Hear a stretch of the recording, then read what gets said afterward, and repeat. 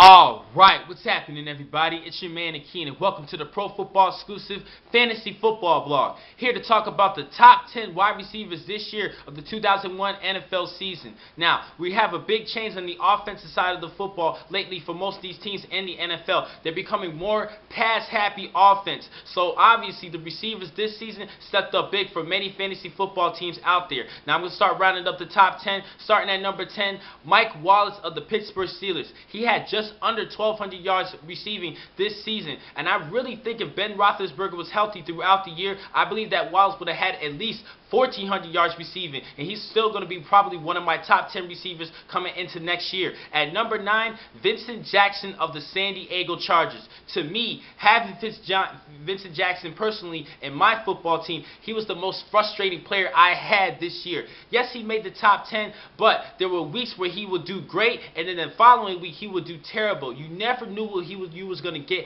out of Vincent Jackson this season. There were weeks where I decided not to play him, and he decided to play great, and then there was weeks I decided to start him, and he didn't want to show up. I was just very frustrated with Vincent Jackson this season, the inconsistency in fantasy play. I thought he should be a little bit more consistent coming back off of a 200-yard game the year before last season, ended up the year, and I thought he was going to do well this season, and I still did not have him in my top 10, but I thought he was going to be a good consistent receiver this season, but he still made the top 10. I can't hate too much on him. At number 8, Percy Harvin of the Minnesota Vikings. He had a great year, just under 1,000 yards receiving this year, but the thing that helped him out most was him as a return specialist, and that helped a lot of teams gain a little bit more points out of Percy Harvin this season, and that's why he made the top 10 this year. At number 7, Roddy White of the Atlanta Falcons. Going alongside Julio Jones, Roddy White still had a great productive year teaming up with Matt Ryan and that receiving combo between the two.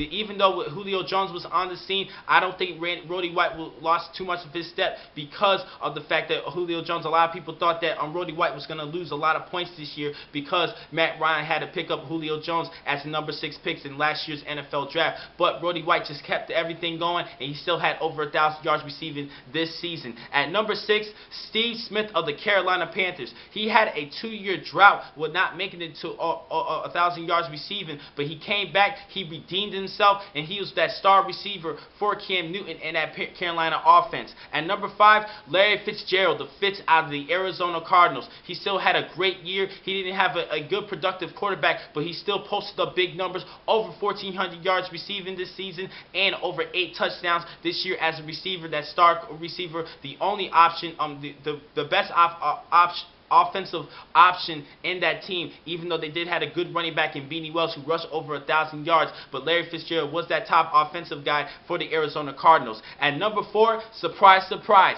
Victor Cruz of the New York Giants. 1,500 yards receiving this season. He was Eli Manning's top target. He was an undrafted player out of UMass, and being from Massachusetts, you know I had to look him up. He had a great career as a Minuteman, and he ended up showing everybody being a great undrafted player coming into the New York Giants. At number 3, Wes Welker of the New England Patriots, Tom Brady's top target alongside Rob Gronkowski.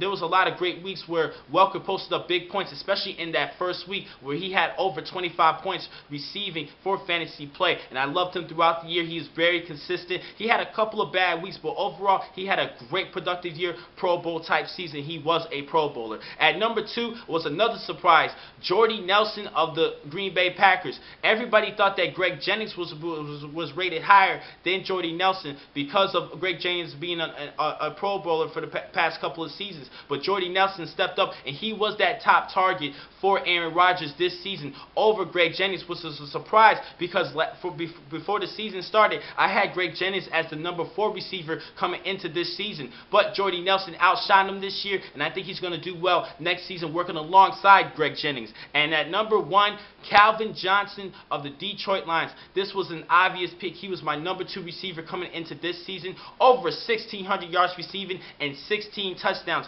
leading all receivers. He had a great productive year. He was obviously the top receiver in All-Pro, the Megatron that everybody talks about. His nickname known as Megatron. He had a big year, and I think the Detroit Lions has a good young team who could outshine a lot of people next season, and they have a good upcoming bringing because of what we've seen this season with his connections with Matthew Stafford, who passed for over 5,000 yards this season. But I'm very proud of Calvin Johnson. He showed why he was one that top receiver a couple of years back, and he's going to be an all-pro for many years to come, in my opinion. Now, the next time I'm going to catch you guys is a little bit later today to give you my top 10 tight ends. Thank you for watching this blog from Pro Football Exclusive. I'm your man, the famous Akeem McCall.